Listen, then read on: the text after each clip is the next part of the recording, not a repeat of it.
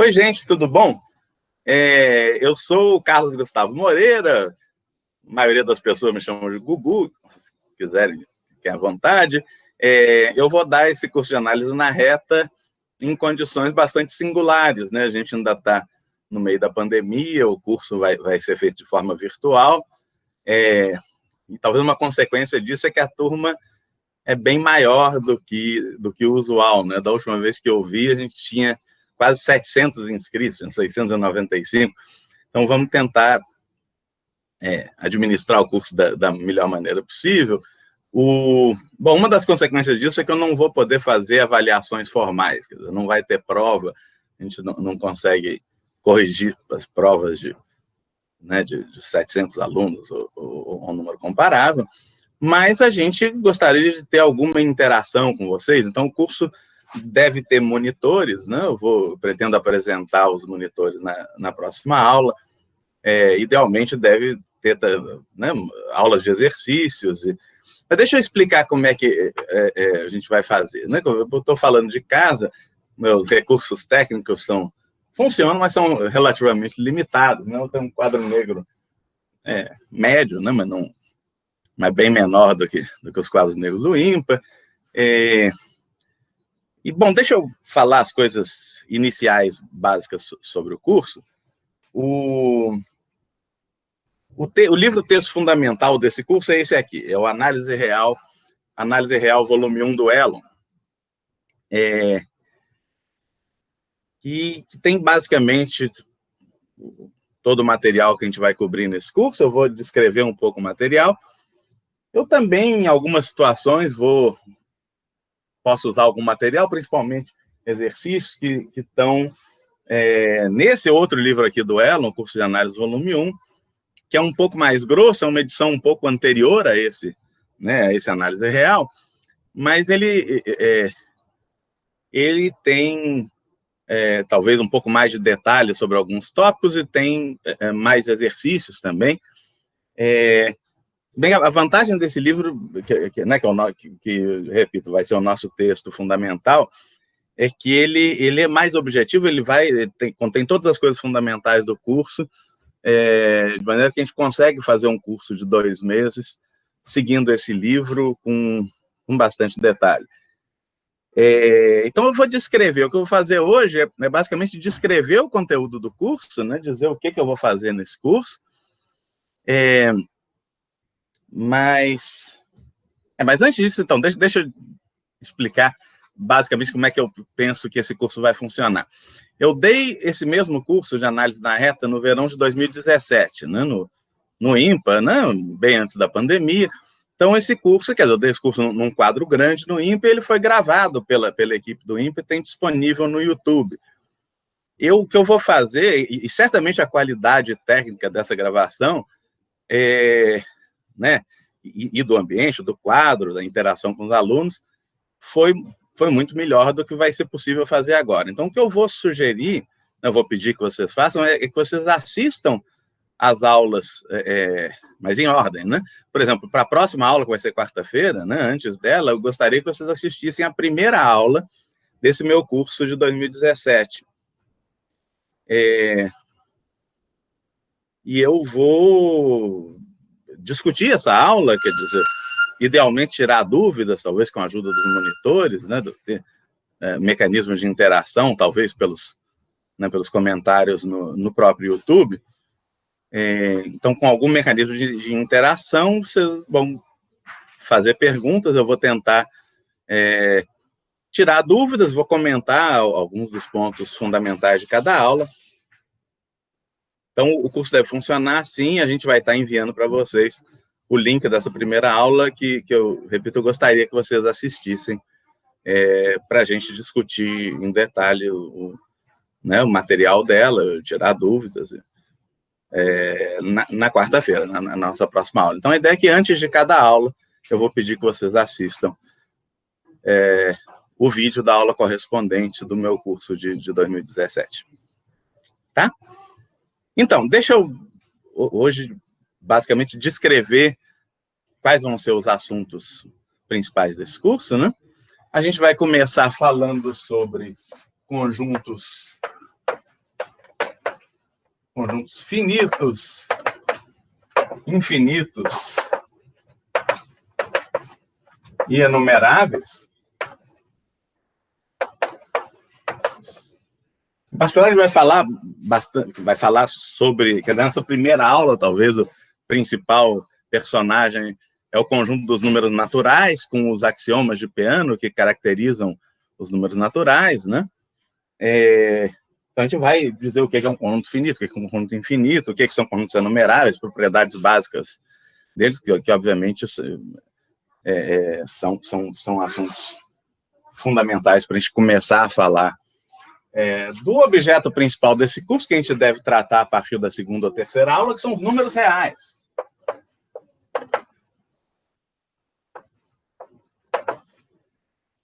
Então, a gente vai descrever o que são os números reais, dar os axiomas fundamentais que caracterizam os números reais. Eu vou falar um pouquinho sobre cada um desses tópicos ainda hoje, né? Só para falar de alguns dos objetos, dos conceitos fundamentais de cada tópico desses, a gente vai tratar no curso. Então, depois de ter introduzido de maneira precisa o conjunto dos números reais, a gente vai falar sobre sequências e séries de números reais.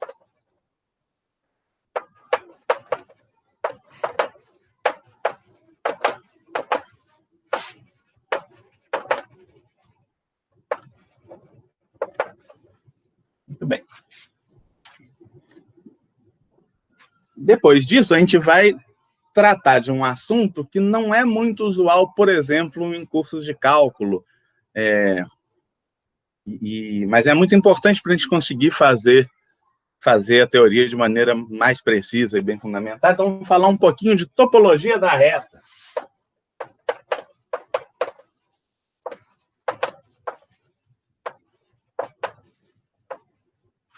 Vamos introduzir noções de conjuntos abertos, conjuntos fechados, conjuntos compactos e propriedades básicas desses conjuntos, né? Bom, e depois a gente vai tratar de funções reais, que é o tópico central desse curso. Vamos falar sobre limites de funções.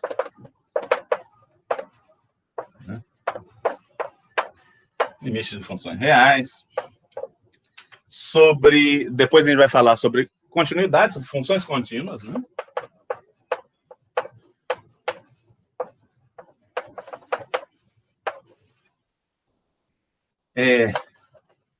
Depois, finalmente, sobre derivadas e aplicações, funções deriváveis, né?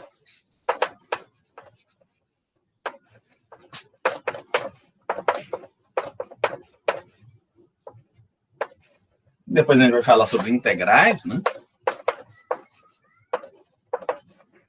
Cálculo com integrais, propriedades fundamentais, etc. E se sobrar tempo, então, é possível que dê para dar uma última aula sobre sequências e séries de funções.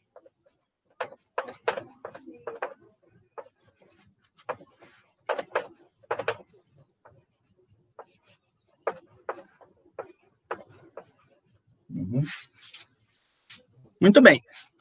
Então, acho que eu vou falar um pouquinho mais hoje sobre cada tópico desses, e aí daí o curso vai começar de verdade mesmo na quarta-feira, quando a gente vai comentar, tirar dúvidas sobre essa minha primeira aula do curso de 2017, né? Que eu vou pedir que vocês assistam antes da aula de quarta-feira. Tá bem? Então, olha, conjuntos finitos e infinitos enumeráveis, a gente vai começar falando sobre o conjunto dos números naturais e sobre os axiomas de Peano, que caracterizam o conjunto dos naturais. Os axiomas de Peano, basicamente, são assim: você tem uma função injetiva dos naturais, que é a função sucessor, que a cada natural associa o seu sucessor.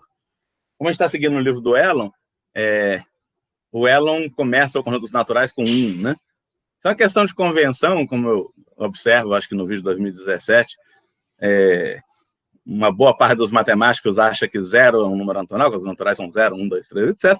E outra parte considerável acha que não, é mais natural considerar que os naturais começam pelo 1, são inteiros positivos, então 1, 2, 3, 4, etc. Como para o Elon os naturais começam com 1, eu vou seguir o Elon, Nos meus textos, na verdade, são os textos de teoria dos números, eu costumo colocar o 0 nos naturais, mas como eu estou seguindo o livro do Elon, nesse curso, os naturais começam com 1. Então, tem essa função sucessor, que a cada natural associa o sucessor dele, né? O sucessor de 1 é 2, o sucessor de 2 é 3, assim por diante, que é uma função injetiva. Então, o primeiro axioma que tem essa função injetiva, que é o sucessor. O segundo axioma diz que tem um único número natural, que é o 1, que não pertence à imagem da função sucessor. Na verdade, esse único é dispensável, dá para provar. Mas a gente supõe só que existe um número natural, que é o 1, que pertence aos naturais, mas não pertence à imagem dos naturais pela função sucessor. Quer dizer, tem um natural que não é sucessor de ninguém, que não é sucessor de nenhum natural, que é 1. Muito bem. E o terceiro axioma, que é o mais importante, de longe, é o axioma da indução, que diz assim: você tem um subconjunto dos naturais, que contém o 1, e que, se contém um certo elemento, ele contém o sucessor dele, sempre. Então, ele contém o 1, então ele contém o sucessor do 1, né, que é o 2. Se contém o 2, ele contém o sucessor do 2, que é o 3, assim por diante. Então, você tem um subconjunto dos naturais com essas propriedades. Se ele contém 1 e contém o sucessor de qualquer elemento dele, então ele tem que ser o conjunto de todos os naturais, né? Então, intuitivamente, os naturais, qualquer natural você obtém a partir do 1, aplicando um certo número de vezes essa função sucessor. É 1 sucessor do 1, sucessor do sucessor do 1, sucessor do sucessor do sucessor do 1, e assim por diante. E isso dá todos os naturais. Isso é o axioma da indução. Né, o enunciado preciso é esse que eu mencionei antes. Um subconjunto dos naturais que contém o 1 e contém o sucessor de qualquer elemento seu, tem que ser o conjunto de todos os naturais. Tá? Então, com essas propriedades, a gente consegue construir a teoria básica dos naturais, consegue definir soma de números naturais, consegue definir produtos de números naturais, consegue definir a ordem natural, quando é que um natural é menor que o outro, as propriedades básicas da ordem, consegue fazer toda a teoria básica de naturais. Então, basicamente, qualquer resultado fundamental sobre os naturais, você sempre consegue provar por indução, um pouco a moral dessa primeira discussão. Depois a gente vai definir conjuntos finitos. Um conjunto finito é um conjunto... Tem várias caracterizações, por exemplo, mas é assim, você tem alguns subconjuntos importantes dos naturais, que são conjuntos... Não, conjunto de todos os naturais menores ou iguais a um natural dado, né?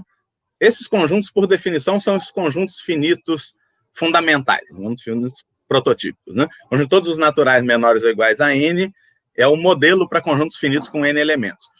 Um conjunto finito com n elementos é um conjunto tal que existe uma bijeção entre esse conjunto e o conjunto dos naturais menores ou iguais a n. Tá? A gente vai dar outras caracterizações de conjuntos finitos, vamos definir conjuntos infinitos, com conjuntos que não são finitos, mas vamos mostrar caracterizações mais interessantes de conjuntos infinitos. E, finalmente, a gente vai definir conjuntos enumeráveis. Um conjunto é enumerável quando ele ou é finito, ou tem uma bijeção entre ele e o conjunto dos naturais. São conjuntos que têm, no máximo, o mesmo tamanho que o conjunto dos naturais, do ponto de vista de teoria dos conjuntos, né? Eles vão ter um papel muito importante no curso, em vários lugares, em particular em topologia da reta. A gente vai falar várias vezes sobre conjuntos enumeráveis. Vamos mostrar, por exemplo, que os racionais são enumeráveis, mas os reais não são enumeráveis, coisas assim. Números reais, então, a gente vai ver que uma caracterização muito eficiente dos reais é que R é um corpo ordenado completo. Eu sei que a letra deve estar pequenininha, mas eu não estou querendo apagar tudo do quadro. De qualquer jeito, tudo isso vai ter nas aulas correspondentes, eu só estou fazendo um resumo. Mas o conjunto dos reais, eu vou definir o que é um corpo. Um corpo, né, tem uma caracterização algébrica, é um conjunto com duas operações de soma e produto, satisfazem várias propriedades usuais, como comutatividade, associatividade, etc. Ordenado, quer dizer que tem uma relação de ordem que é compatível com essas operações, de acordo com certos axiomas, que eu vou descrever em detalhe. Completo é uma definição importante, que diferencia, por exemplo, os reais dos racionais. É um corpo ordenado completo, quer dizer que qualquer conjunto não vazio e limitado superiormente tem um supremo. O supremo vai ser a menor das cotas superiores. A gente vai discutir esse conceito em detalhe, vai ver né, da importância dele na caracterização dos reais. Os reais são essencialmente o único corpo ordenado completo, né? Módulo isomorfismo, quer dizer, módulo mudar os nomes dos elementos, mas basicamente só tem um corpo ordenado completo, que é o conjunto dos números reais. Tá? Bom, a gente vai falar de sequências e séries de números reais. Uma sequência de números reais é essencialmente uma função dos naturais nos reais. Quer dizer, você tem x1, x2, x3, x4, etc. x1 é a imagem do 1, x2 é a imagem do 2. Vai ter um conceito fundamental, o conceito de limite de sequência, quando é que uma sequência converge, né? Ela tem um limite, se a distância dos termos da sequência, esse limite, fica arbitrariamente pequena quando o índice fica grande, a gente vai definir isso precisamente. A gente vai falar sobre séries de números reais. Séries são tipos especiais de sequência que se obtém somando termos consecutivos de uma outra sequência dada. Então, série de AN tem a ver com a soma A1 mais A2 mais A3, etc. A gente vai ver também quando é que uma série converge, porque vamos ver alguns critérios que garantem convergência ou divergência de série. Uma série diverge quando não converge. Vamos falar sobre essas coisas nesse tópico. Topologia da reta, como eu falei, a gente vai definir... a gente vai caracterizar alguns subconjuntos especiais da reta, que são conjuntos abertos. Um exemplo de conjuntos abertos são intervalos abertos. Em geral, conjuntos abertos são uniões de intervalos abertos, né? Conjuntos fechados são complementares de abertos, mas têm caracterizações. Todos esses conjuntos têm caracterizações importantes em termos de sequências. Então, provavelmente vai ver que o conjunto é fechado se qualquer sequência de elementos desse conjunto que converge tem que ser tal que o limite também pertence ao conjunto, né? Vai definir conjuntos compactos, né? Compactos, no caso da reta ou do AN, são fechados e limitados, mas ele tem outras caracterizações intrínsecas mais gerais do ponto de vista de topologia. Muito bem, então a gente vai criar essas ferramentas topológicas para provar resultados sobre, talvez, o assunto fundamental desse curso, que é estudar funções reais. Então a gente vai falar sobre limites de funções reais, né? Quando é que uma função tende para um certo número real, quando um ponto no domínio tende para outro número real dado, que pode ou não pertencer ao domínio da função, né? Então tem a noção de limite de funções, que, num certo sentido, generaliza a noção de limite de sequências. A gente vai definir funções contínuas e provar propriedades fundamentais de funções contínuas, relacionar a noção de funções contínuas com as noções de topologia da reta que a gente tinha introduzido antes. Vamos falar naturalmente sobre derivadas, funções deriváveis, aplicações da derivada, né? Fórmula de Taylor, funções convexas, várias dessas coisas. Vamos falar sobre integrais, sobre caracterização de funções integráveis, né? Sobre resultados gerais ligados a integrais, né?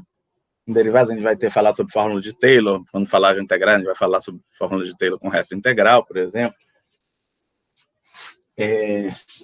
Então, várias coisas de cálculo com integrais, também, obviamente, integração por partes, mudança de variável, essas coisas, né?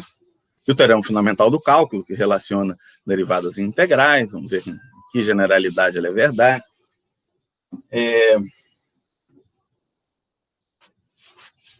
Bom, e se der tempo, a gente fala, como eu falei no fim, sobre sequências e séries de números reais. Você tem, para sequências, a gente tem uma noção de limite bastante... não é a única noção de limite, mas certamente a principal noção de limite de sequências, mas para funções você tem pelo menos duas noções bem naturais, mas diferentes de limites de uma sequência de funções. A sequência pode convergir pontualmente, que significa que se você fixa qualquer ponto do domínio, a sequência dos valores converge para um valor limite. Ela pode convergir uniformemente também, que a velocidade de convergência é uniforme. Quer dizer, essas definições com épsilons e deltas, né, que é dado épsilon, para limite de sequência é assim, dado épsilon, existe n, existe um n0, né, que depende de épsilon, então, para todo n maior ou igual a n0, a distância do xn ao limite é menor que épsilon. Muito bem. Quando você tem uma função, você tem, em princípio, infinitos valores da função. Todos esses valores da enésima função estão convergindo para o valor no limite. Convergência uniforme é que a gente quer que a velocidade de convergência seja uniforme, quer dizer, que o N0, ele, né, dado o epsilon existe um N0, a gente quer que exista um N0 que depende só do epsilon, mas não do ponto do domínio. Né? A noção de convergência pontual, se dado um epsilon, existe um N, dado um epsilon e um ponto no domínio, existe um N0 que, em princípio, depende do epsilon e do ponto, tal que para N maior ou igual a N0, a distância do valor da enésima função nesse ponto ao valor da função limite nesse ponto é menor que epsilon. Para convergência uniforme, a gente vai querer que esse epsilon seja uniforme, quer dizer, ele dependa só, que o N0, né, dependa só do epsilon, o N0 seja uniforme no domínio, quer dizer, o mesmo N0 vai funcionar para todo o X no domínio. Isso não precisa acontecer no caso de convergência pontual, mas no caso de convergência uniforme vai precisar. Então, são dois conceitos fundamentais que aparecem nessa discussão sobre sequências de séries. Tem vários resultados, várias proposições, teoremas relacionados com as diversas noções de convergência de sequências de funções. De novo, é um assunto que a gente fala se der tempo. O programa formal do curso, acho que vai até aqui, vai até integrais, mas, de novo, se a gente puder fazer, talvez, se a gente puder fazer comentários e provar alguns resultados por sequências de séries de funções, vamos fazer também.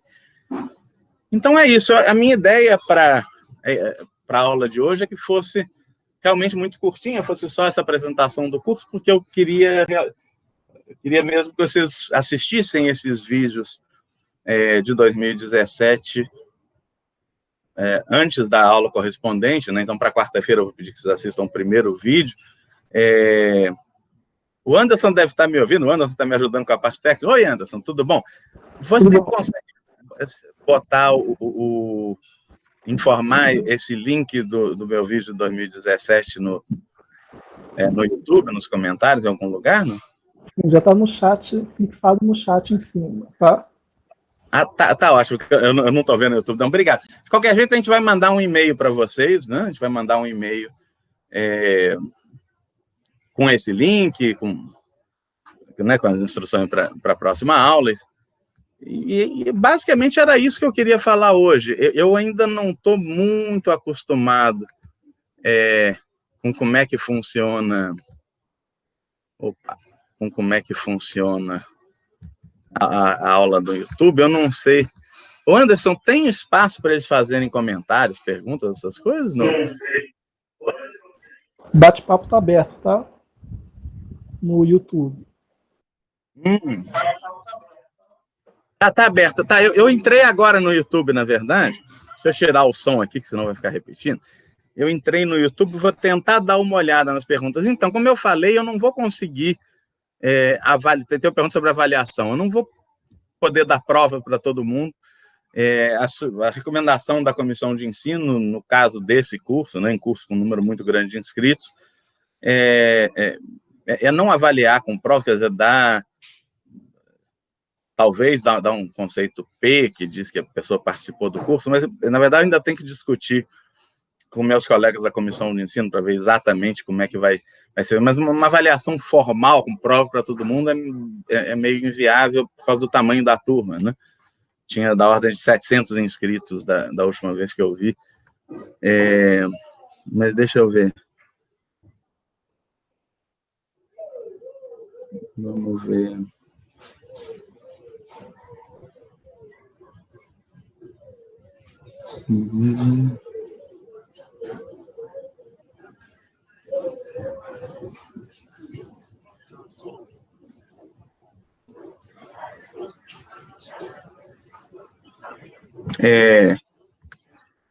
Perguntaram se vai ter lista de exercícios. É possível. Vou depender um pouco, talvez, dos monitores. Eu ainda não sei exatamente quantos monitores eu vou poder ter.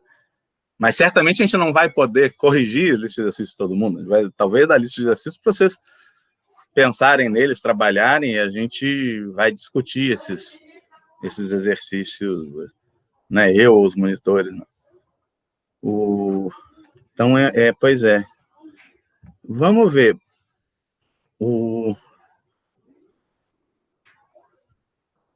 Deixa eu fazer uma coisa aqui, só um instantinho.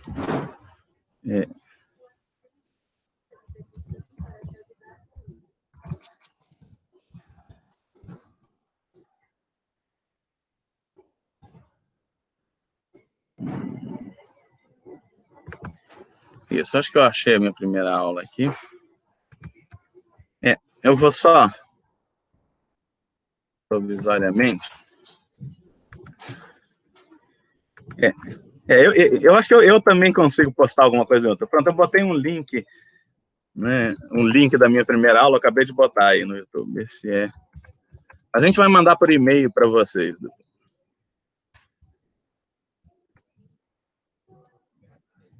Né? Essa minha primeira aula, né, de 2017, que foi gravada no IMPA. Então, eu vou pedir para vocês assistirem essa aula, que a gente vai discutir o material dessa aula, vamos tirar dúvidas e, né, falar sobre ele na quarta-feira. Estou tentando olhar as perguntas de vocês.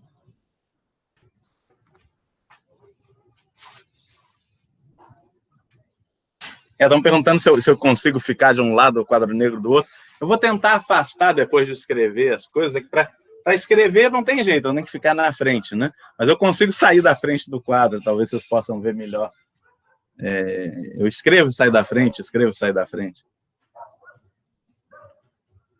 Vou tentar fazer isso.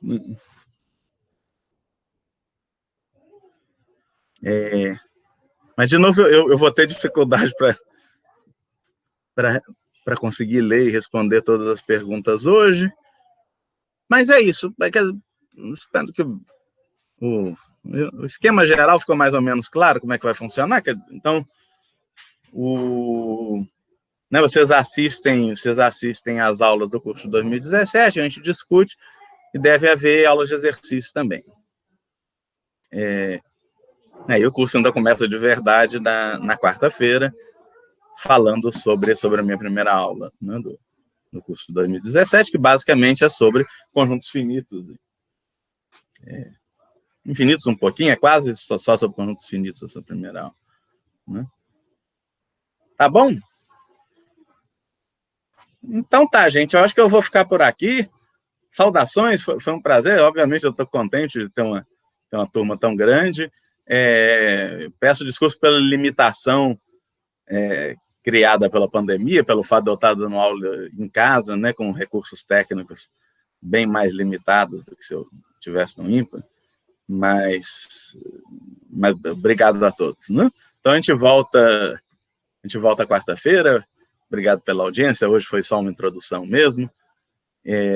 Quarta-feira a gente volta. Idealmente eu vou poder apresentar alguns monitores, né? Talvez a gente possa discutir com mais detalhe como é que vai funcionar o curso, né? Bom, obrigado, abraço, saudações.